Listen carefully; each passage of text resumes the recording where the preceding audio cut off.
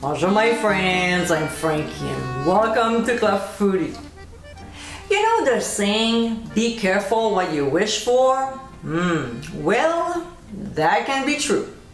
Years ago, I asked Santa for a meat grinder sausage attachment for my stand mixer. And sure enough, I got it. It's not a bad thing though, because I always wanted to make homemade sausage using my own ingredients and spices. In today's episode, I'll show you how to make homemade sausage. With this video, I'll give you some helpful tips and tricks. There are certain things you need to know to make homemade sausage successfully. It's not complicated, don't worry. So my friends, let's get cooking. First, we'll start with the casings, which you can find at your butcher or online. As you can see, there's a lot of salt they put in a package to preserve them, and we surely don't want that in our sausage. What I like to do is to rinse them a couple times and give a good shake to help to dislodge the salt stuck on the casings. And then I let them sit in lukewarm water for half an hour while I get my grinder ready. In front of the stand mixer, there's a lever, and we'll push it to the right and hold it while we connect the meat grinder to the appliance. Make sure it's in place and locked, and then we'll place the tray on top of the meat grinder. Now we'll insert what is called the feeder, the long side first. This is what moves the meat forward. The next part we'll put in place is the cutter. There's the right way and the wrong way. We want to make sure to have the blades facing out, otherwise you might damage the grinder. Then we'll attach the chosen grinding plate. They usually come in 3 sizes: fine, medium, and coarse. And finally, the ring nut, which will help to keep all the parts in place during the grinding process. You might have a wrench to come with your stand mixer, and it helps to tighten the ring. Now we're ready to go. One important thing to keep in mind when making sausage is to make sure the meat is always cold. Not only does it grind better, but it also slows the growth of any bacteria. Plus, who wants a mushy mixture because the fat has melted? So keep the meat in the fridge until you're ready to start grinding. All right. We'll drop the meat into the grinder, gently pushing it with the pusher, and we'll process on speed 5.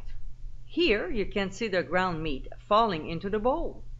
Then when we're done with the process, we'll cover the meat with plastic wrap, making sure it touches the meat, and transfer to the fridge for 30 to 45 minutes or until the ground meat is cold again.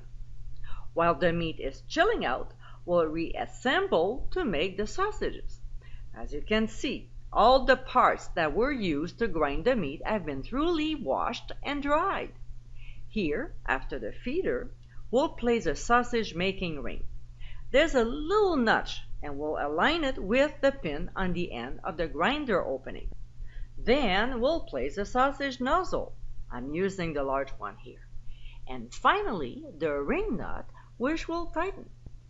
As earlier, we'll push the lever to the right and hold it while connecting the attachment to the stand mixer. Make sure it's in place and locked. Then tighten up the ring nut, and let's not forget to place the tray. One little step I like to do is to lubricate the nozzle with oil. I use grapeseed, but you can use any other flavorless ones. Now we'll pull one length of casing on the sausage nozzle. As you can see, I took one straight from the bowl where they were soaking. It's wet, and that's good, because we don't want the casing to dry out. So we'll pull it all the way to the other end. Now we're ready to start. We'll drop a small amount of the chilled ground meat, start the stand mixer at speed 5, and when the meat starts to come out, we'll shut off the machine. We'll simply remove the meat that came out of the nozzle, put it back in a bowl, pull the casing out, and tie the knot on the end. We'll restart the stand mixer and make the sausage. One thing though, Make sure you don't overfill the casing, especially if you want to make links. Next, we'll prick our sausage to remove any air pockets. I'm using a pricker, but you can always use a needle or even a paper clip. We'll flip the sausage and prick the other side as well. If you're not making links, you're done.